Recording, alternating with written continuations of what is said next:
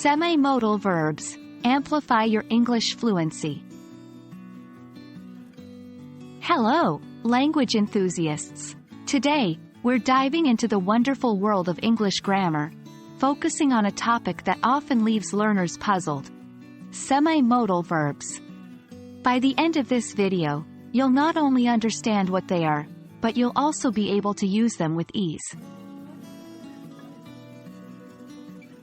So, what exactly are semi-modal verbs?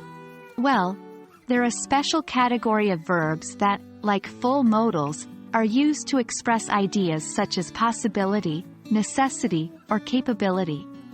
However, they differ from full modals in some key ways. The semi-modal verbs in English are need, dare, used to, and ought to. The semi-modal verb, need, is often used in negative sentences or questions to express necessity. For example, you needn't worry about the test, or, need I say more? Next up, dare.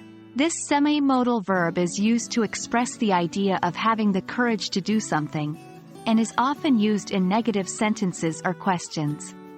For instance, I daren't ask her, or, dare we hope for a change? The semi-modal, used to, is a bit unique. It's used to express an action that happened in the past but no longer occurs. An example could be, I used to play football when I was younger.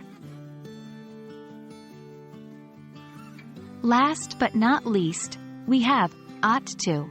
This semi-modal verb is similar to should, and is used to indicate duty, necessity, or moral obligation. For example, we ought to help those less fortunate than us. There are a few key features that set semi-modal verbs apart from full modal verbs. 1.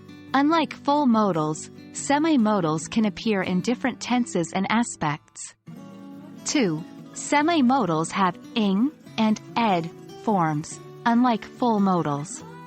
3. They can be used with do in questions or negatives, whereas full modals can't. Remembering these differences can help you identify and use semi-modal verbs correctly. And that wraps up our exploration of semi-modal verbs. Understanding these verbs and how they differ from full modals can truly enhance your English fluency. Practice makes perfect, so don't forget to use these semi-modals in your daily conversations. Thanks for tuning in, and happy learning!